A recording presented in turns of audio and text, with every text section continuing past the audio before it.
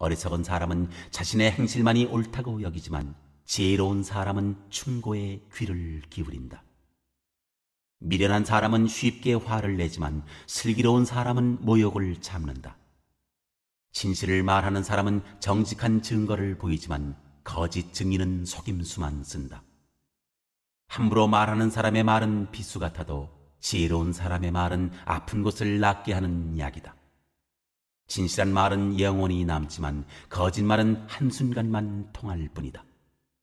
악을 꾀하는 사람의 마음에는 속임수가 들어있지만 평화를 꾀하는 사람에게는 기쁨이 있다.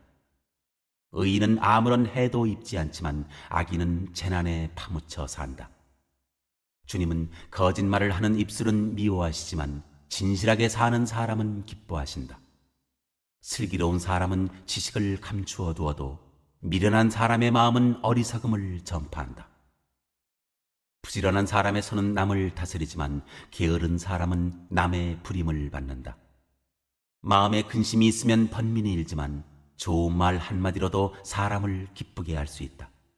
의인은 이웃에게 바른 길을 보여주지만 악인은 이웃을 나쁜 길로 빠져들게 한다. 게으른 사람은 사냥한 것도 불에 구우려 하지 않지만 부지런한 사람은 귀한 재물을 얻는다. 의로운 사람의 길에는 생명이 있지만 미련한 사람의 길은 죽음으로 이끈다. 5월 21일 날이 무슨 날인지 여러분들 잘 모르시죠? 아마 잘 모르실 거예요. 어? 네, 부부의 날이었어요. 부부의 날이었습니다. 부부의 날이었는데 이 누군가는 부부를 누군가는 부부를 로또라고 말합니다. 로또. 한 번도 맞아본 적이 없어서 그렇다고 합니다. 그래서 이제 우리나라는 이혼율이 매년 OECD 국가 중에 높은 순위를 차지하고 있습니다. 우리 주변에 보면 이제 또 이혼한 커플들도 되게 많거든요. 그런 걸 보면은 우리가 참 알 수 있습니다. 그런데도 이상하게 이혼율 자체는 이렇게 매년 비슷합니다. 높아지지 않고 매년 비슷해요. 그 이유가 뭐냐면은 이혼이 줄어서가 아니라 결혼하는 사람이 별로 없는 거예요. 그래서 그런 거예요. 결혼 커플이 없어서 이혼율도 그렇게 비슷한 겁니다. 근데 그런 걸 감안해 보면은 이제 이혼율은 계속 상승하고 있는 거죠. 근데 우리가 보면은 그 이혼 사유를 보면은 그 이혼 사유 중에 부동의 1위가 있습니다. 항상. 성격 차이. 성격 차이입니다. 도저히 그런 성격은 못 참겠다. 뭐 이런 의미인데. 그러니까 아마 부부 사이에서 아마 말로 아마 가장 많은 상처를 받는 것 같아요. 왜 이 이야기를 하냐면 오늘 말씀이 주로 말에 대한 그런 가르침을 우리에게 주고 있기 때문에 그렇습니다. 옛날에는 참을인자 새기면은 그 살인을 면한다는 이야기가 있었어요. 근데 요새는 참을인자 새기면 호구가 된다 이런 이야기를 하죠. 과연 잠언은 어떻게 말하는 사람을 지혜로운 사람이라고 부르고 있을까요? 우리가 오늘 그 내용을 알아보려고 합니다. 오늘 본문 보면은 어리석은 사람과 지혜로운 사람의 삶의 태도에 대해서 이야기를 하고 있습니다. 그 기준의 첫 번째가 되는 게 뭐냐면 신중함입니다. 신중함. 여기서 어리석은 사람에게 사용된 단어가 있는데 그 단어가 사용된 그걸 보면은 옳다고 여기지만 이 단어에 사용된 단어가 뭐냐면 이 눈과 관련된 단어입니다. 눈. 그러니까 히브리어로 보면은 이 눈과 관련된 단어예요. 그래서 왜냐하면 이 눈이라는 것이 사물을 보고 우리가 판단할 때 가장 먼저 작동하는 이 신체 기관입니다. 그래서 이 눈에 대한 이야기를 하고 있는 거예요. 그래서 어리석은 사람은 주로 귀는 닫고 눈은 열어서 자기가 본 것만 중요하게 생각한다는 겁니다. 그러니까 남의 말에 귀를 기울이지 않는 거죠. 남의 충고에 귀를 기울이지 않는 겁니다. 이렇게 자신의 눈만 믿고 편견과 아집에서 벗어나지 못하는 사람이 바로 어리석은 사람이라고 성경은 이야기하고 있는 겁니다. 그러나 지혜로운 사람에게 중요한 기관은 눈이 아닙니다. 어디까지? 귀입니다. 귀. 자신의 부족함을 알기에 겸손하게 남의 충고에 귀를 기울일 수 있는 사람, 이런 사람을 지혜로운 사람이라고 이야기하고 있습니다. 우리 스스로를 평가할 때 우리는 눈이 먼저 작동하는가요? 아니면 그래서 누군가를 성급하게 판단하는 그런 사람인가요? 아니면 귀가 작동해서 남의 말을 잘 듣고 신중하게 판단하는 그런 사람인가요? 16절은 우리의 일상생활에서 그 예를 우리에게 설명해 주고 있습니다. 미련한 사람은 생각할 시간을 갖지 않고 곧바로 분노를 드러내는 사람이라고 말합니다. 여기서 미련한 자의 원래 히브리어 의미는 뭐냐면 바보라는 뜻입니다. 바보, 미련한 자라는 건. 왜 바보일까요? 바보는 그냥 자기 마음속에 있는 거를 여과 없이 그냥 다 드러내거든요. 바로바로 이야기하거든요. 그래서 바보라고 이야기를 하는 겁니다. 그러나 슬기로운 사람을 보십시오. 슬기로운 사람은 모욕을 참는다고 이야기를 합니다. 여기서 이 참는다라는 의미도 히브리어로 보면 어떤 의미냐면 감추다라는 의미를 가지고 있습니다. 감추다. 그러니까 이 슬기로운 사람이나 미련한 사람이나 화가 나는 건 똑같아요. 화가 왜 안 나겠어요? 화가 안 나는 건 아닌데 슬기로운 사람도 화가 나는데 그 슬기로운 사람은 그 화를 바로 분출하지 않는다는 겁니다. 그때는 감춘다는 거예요.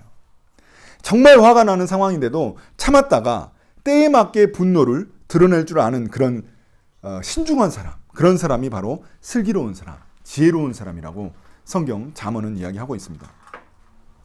여러분, 우리는 어떻습니까? 저는 이 말씀 보면서 나는 참 어리석은 사람에 속하는구나 이런 생각을 했습니다. 왜냐하면 자주 분노를 참지 못하고 또 그 자리에서 분출하는 경우가 많기 때문에 그렇습니다. 분노를 참으면 너무 억울하잖아요. 내가 지는 것 같고 상대방한테.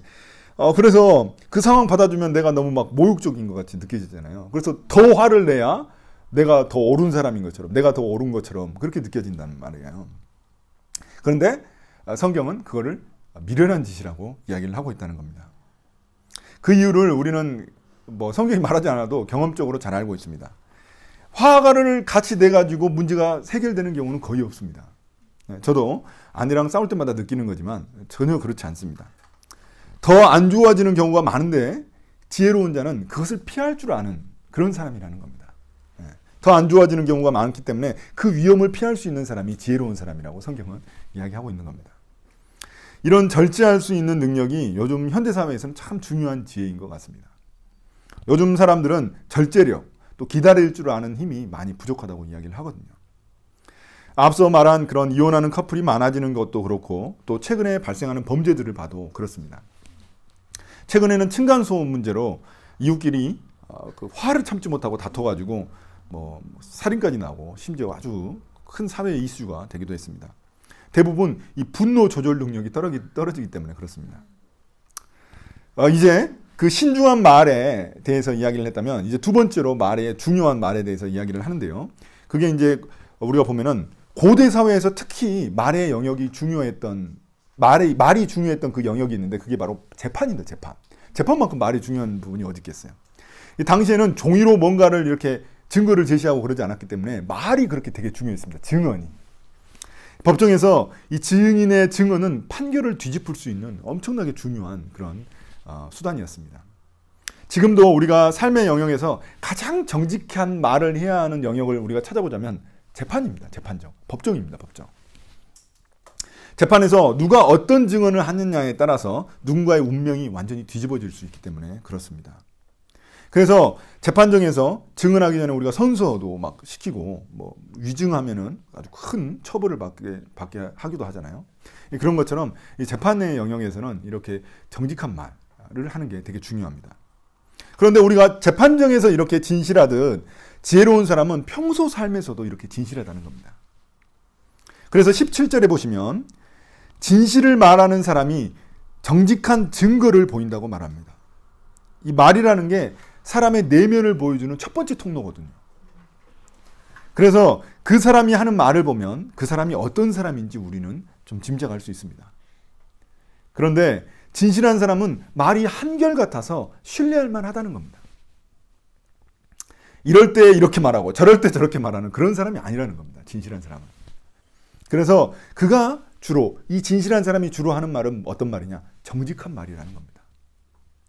반면에 거짓말하는 사람은 재판정에서 진실을 덮으려고 속임수를 쓰는 그런 사람이라는 겁니다. 이런 사람은 평소에도 자기 이익에 따라서 이럴 때는 이런 말하고 저럴 때는 저런 말하고 이렇게 말을 쉽게 바꾸는 사람이라고 이야기는 하는 겁니다. 주변에 여러분들은 그런 사람 있으실 거라고 생각이 드는데 자기한테 이득이 되면 제대로 말하지만 자기한테 이득이 되지 않으면 거짓말하는 그런 사람, 이런 사람이 있습니다. 이런 종류의 사람을 이야기하는 겁니다. 그런데 잠언은 그런 사람이 머리를 잘 쓰는 것처럼 보이지만 잠언은 그런 사람을 미련한 사람이라고, 어리석은 사람이라고 이야기하고 있습니다.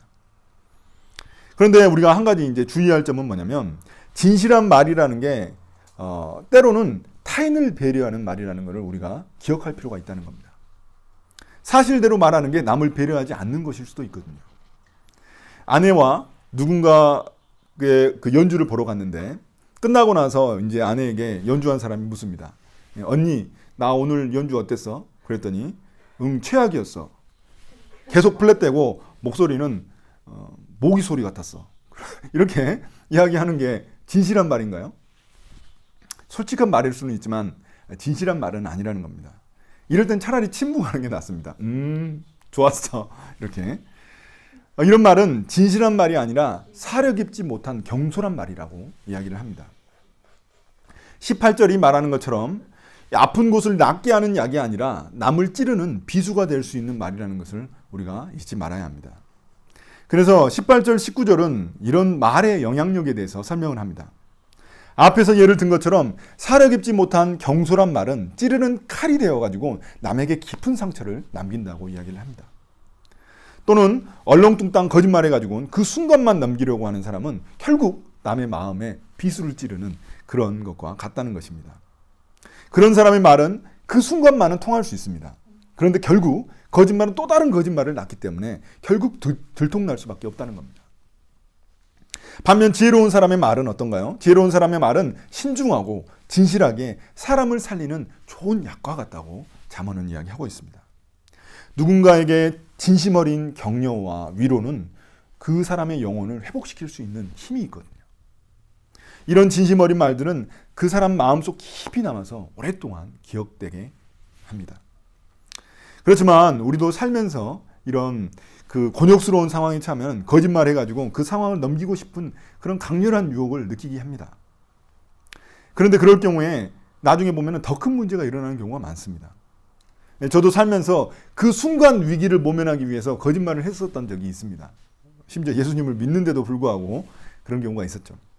근데 결국 보면은, 나중에 보면은 더 큰 문제가 일어나더라고요. 그 거짓말 때문에. 그래서 나중에 이제 곰곰이 생각해 보니까 차라리 그 문제가, 그 더 큰 문제가 일어나가지고 다행이라는 생각이 들었어요. 그 문제가 안 일어났다면 내가 어떻게 되겠어요? 그 문제가 일어나서 다행이다라는 그런 생각이 들더라고요. 하나님은 제가 거짓말을 했을 때 그 대가를 똑똑히 치르게 하셔가지고 제가 깨달을 수 있도록 인도해 주셨습니다. 그럼 과연 이런 진실한 말과 거짓말은 어디서부터 시작한 것일까요? 이제 20절부터는 말의 근원이 되는 마음의 문제를 다루고 있습니다. 20절에서 이 악을 꾀하는 사람의 마음과 평화를 꾀하는 사람의 마음이 대조되어 있습니다. 그리고 속임수와 기쁨이 대조되어 있습니다. 그러니까 악을 꾀하는 사람은 다툼을 일으키는 사람입니다. 그는 사람들 사이를 이간질시키고 속임수와 거짓말을 하는 사람입니다. 관계를 깨트리는 사람이 하는 말을 들어보면 그의 말 속에는 과장, 속임수, 거짓말 이런 것들이 거의 주로 들어가 있습니다. 이런 사람들은 자신의 거짓말이 들통날까 봐 두려워하는 사람들입니다. 그래서 그의 삶에는 기쁨이 없죠. 반면 평화를 추구하는 사람은 말이 진실하고 그 사람 속에는 기쁨이 있습니다. 그럼 과연 나는 어떤 사람에 속하나요? 남의 이야기를 함부로 말하고 다니고 또 관계를 깨트리는 사람인가요? 아니면 남의 허물을 덮어주고 또 서로의 관계를 회복시키려고 하는 그런 사람인가요? 누가 과연 지혜로운 사람일까요? 결국 그들이 가는 길은 완전히 갈라집니다. 한쪽은 성경에서 아무런 해를 입지 않는다고 이야기하지만 한쪽은 재앙의 연속이라고 이야기를 합니다. 22절은 그것을 밝히고 있습니다. 악인은 거짓말하는 입술을 가졌기 때문에 주님이 미워하시는 사람이라는 겁니다. 그러나 반면 의인은, 그래서 그 악인은 그의 길은 재난의 연속이고 마지막에는 하나님의 심판이 기다리고 있다고 이야기를 합니다. 반면 의인은 진실을 말하는 입술을 가졌기 때문에 주님이 기뻐하시는 자라는 겁니다. 그런 사람은 재난 가운데서도 주님께 부르짖으면 주님이 그를 구원해 주시고 그를 살려주신다는 겁니다. 하나님은 그 진리 자체이시기 때문에, 하나님은 진실만 말씀하시기 때문에 진실한 사람은 사랑하시지만 거짓말하는 사람은 미워하신다는 겁니다. 23절은 우리가 이제 23절을 볼 텐데 23절은 16절과 관련이 있습니다. 슬기로운 사람은 절제할 줄 알고 자신의 부족함을 알기 때문에 자신의 지식을 함부로 드러내지 않는 사람이라고 이야기를 합니다. 물론 무조건 자신의 지식을 드러내지 않는 게 좋은 건 아닙니다. 꼭 말을 해야 하는 상황인데도 비겁하게 숨을 수 있는 경우가 있죠. 그런 경우를 이야기하는 건 아닙니다. 다만 슬기로운 사람은 적절한 때와 상황에 맞게 말을 할 줄 아는 사람이라는 겁니다. 반면 미련한 사람은 절제할 줄 모르고 자신의 무지조차 모르기 때문에 자꾸 경솔하게 말을 하는 사람이라는 겁니다. 이런 모습이 마치 자신의 어리석음을 동네방네 자랑하고 다니는 것과 똑같다는 겁니다. 그러므로 잠언이 말하는 지혜로운 사람이란 말을 해야 할 때와 또 말을 하지 않아야 할 때를 잘 분별할 수 있는 사람, 이런 사람을 지혜로운 사람이라고 이야기를 하는 겁니다. 이제 마지막으로 24절부터 27절은 부지런한 사람과 게으른 사람의 말과 행동을 대조해 주고 있습니다. 24절에서 부지런한 사람은 자신을 잘 관리하는 사람입니다. 그렇기 때문에 남도 잘 관리할 수 있다는 겁니다. 그러나 게으른 사람은 자기 자신도 관리하지 못하기 때문에 남을 관리할 수 있는 능력이 없는 겁니다. 그래서 남 밑에서 일할 수밖에 없다는 겁니다. 원래 게으른 사람은 게을러서 일을 하고 싶지 않은 사람이죠. 그런데 오히려 자신의 그 게으름 때문에 남의 밑에서 남이 시키는 거, 자기가 하고 싶지 않은 일도 해야 하는 그런 존재가 될 수밖에 없다는 겁니다. 여러분들이 볼 때 이 훌륭한 지도자들 중에 부지런하지 않은 사람이 있나요? 그런 사람이 없습니다. 부지런한 것은 이 훌륭한 지도자의 가장 기본적인 자질 중에 하나입니다. 왜 그럴까요?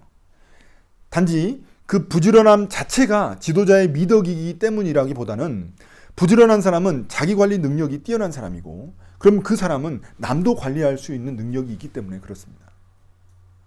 지도자를 뽑을 때 이 사람이 부지런한 사람인지 아닌지를 보면 우리가 어느 정도 판단할 수 있습니다.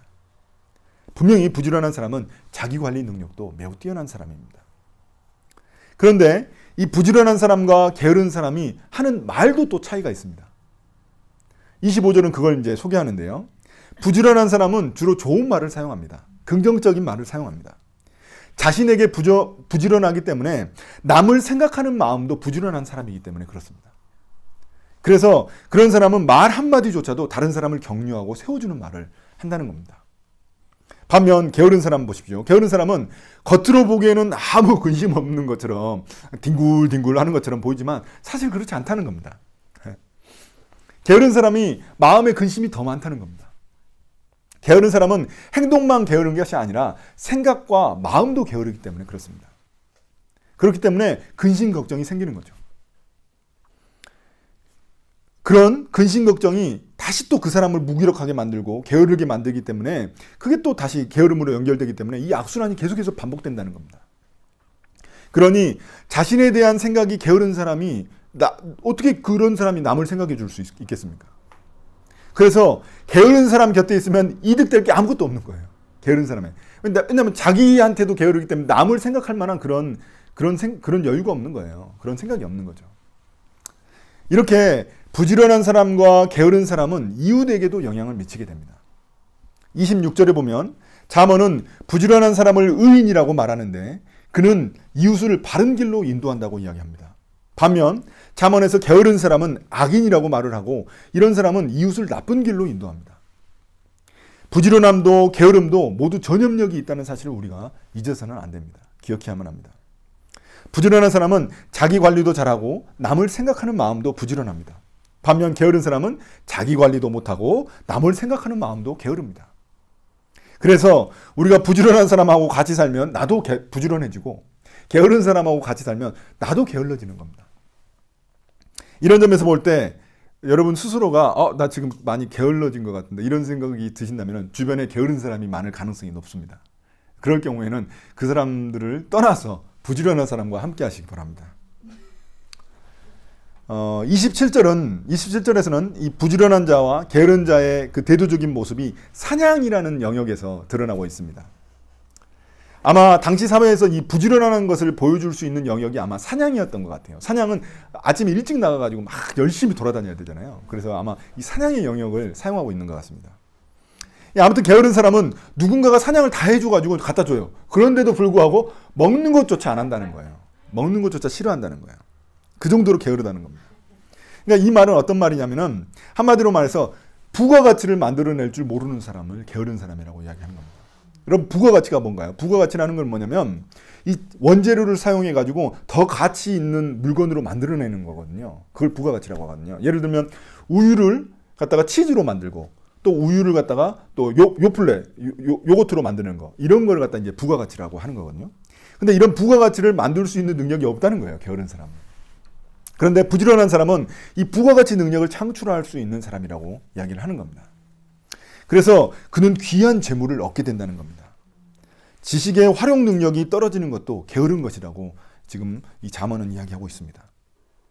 부지런한 사람은 일을 가르쳐주면 10을 알지만 게으른 사람은 일 가르쳐주면 1밖에 몰라요. 일도 까먹을 수 있어요. 생각이 게으르기 때문에 그렇습니다. 이런 사람들이 많아지면 이 공동체, 더 나아가서는 국가가 가난해지는 겁니다.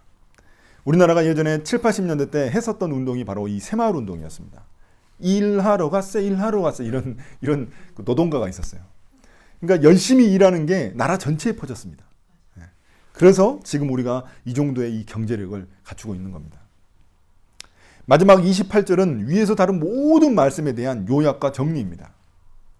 의로운 사람의 길에는 생명이 있습니다. 의로운 사람이란 지금까지 말했던 이 말을 신중하게 하는 사람, 그리고 진실하고 정직한 사람, 그리고 부지런한 사람, 이런 사람이 다른 말로 말해서 지혜로운 사람이라고 말하는 겁니다. 반면에 미련한 사람이란 자제력이 없이 함부로 말하는 사람, 그리고 거짓말하고 속이는 사람, 그리고 게으른 사람, 이런 사람을 성경에서 이 잠언에서는 다른 말로 악인이라고 부른 겁니다. 하나님은 우리가 사는 그 삶의 방식, 이것을 이 성경에서 잠언에서는 길이라고 표현을 하고 있고 그 길에 따라서 우리를 의인과 악인으로 판단하신다는 겁니다. 성경은 우리에게 두 가지 길만 소개하고 있습니다. 다른 길이 없어요. 두 가지 길만 있는 겁니다. 한 길은 의인이 가는 생명의 길, 또 한 길은 악인이 가는 죽임의 길입니다. 또 한 길은 이 지혜로운 자가 가는 생명의 길, 또 다른 길은 어리석은 자가 가는 죽음의 길입니다. 이렇게 이 두 가지 길만 성경에서 제시하는 이유가 있습니다. 우리 보고 판단해서 어느 길로 갈지 가라는 겁니다. 그러니까 우리를 인도해 주기 위한 겁니다. 둘 중에 하나로 가라는 겁니다. 그래서 우리가 한 길로 갈 수 있도록 유도해 주고 있는 겁니다. 계속해서. 여러분, 내가 지금 가는 길이 어리석은 자의 길이라면 지금 바로 방향을 틀라고 성경은 계속해서 우리에게 경고하고 훈계하고 있는 겁니다. 지금 우리의 삶을 여러분 한번 돌아보시기 바랍니다. 나는 지금 어떤 길을 걷고 있는 사람일까요?